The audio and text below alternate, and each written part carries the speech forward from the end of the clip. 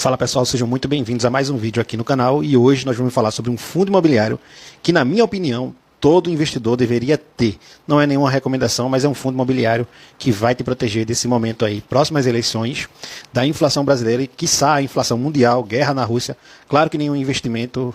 Não é que nenhum investimento não tenha risco. Todo investimento tem risco. Mas dentre os 400 fundos imobiliários da Bolsa, eu escolhi esse fundo imobiliário como fundo imobiliário principal. Isso por suas características, que vai te proteger da inflação e ele tem mais segurança por causa dos ativos que tem dentro dele. Eu vou explicar para você já no decorrer desse vídeo. Mas antes, deixa o seu curtir no vídeo.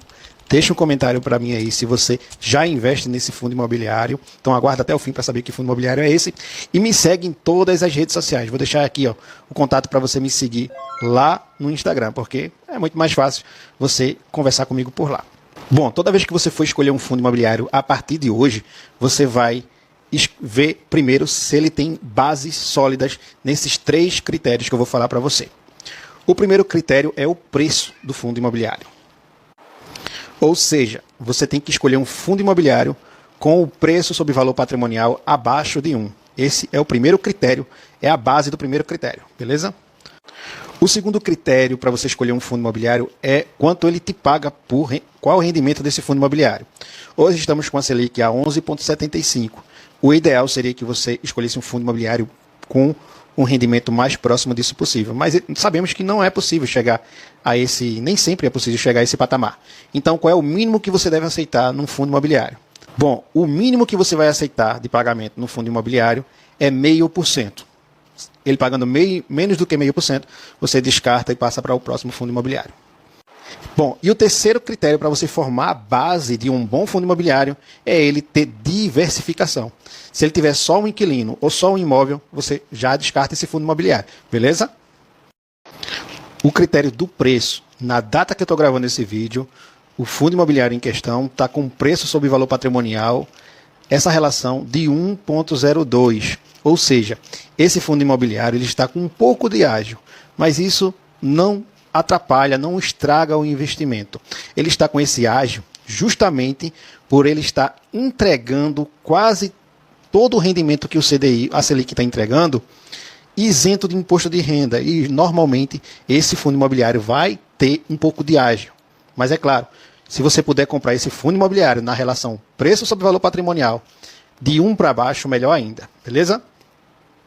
Agora, em relação aos proventos, ele está pagando nos últimos 12 meses, que é o período que você tem que analisar.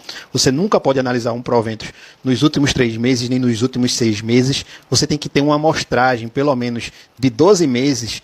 E melhor ainda, se esse fundo imobiliário já tem um histórico. Esse fundo imobiliário em questão já tem um histórico de bons pagamentos de proventos. E atualmente ele está pagando 12,33% ao ano. Lembrando que nos fundos imobiliários é isento de imposto de renda, porque sempre vai aparecer aquela pessoa, mas a Selic está pagando 11,75, mas você ainda tem que pagar imposto e líquido para você sobra menos de 9%. Você está entendendo isso? Bom, o fundo imobiliário escolhido passou nesses 3 critérios com uma nota quase máxima. Em algum quesito desse aí tirou 10, que é a diversificação dos seus CRIs. Então você já sabe que esse fundo imobiliário é um fundo imobiliário de papel, porque ele vai te proteger melhor na inflação.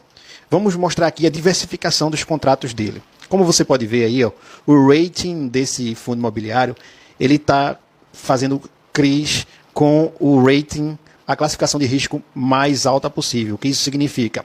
Que tem AA, aqui AAA, tem contratos B+, ou seja, esses devedores desses CRIs, eles não têm tanto risco de inadimplência desses CRIs, entendeu?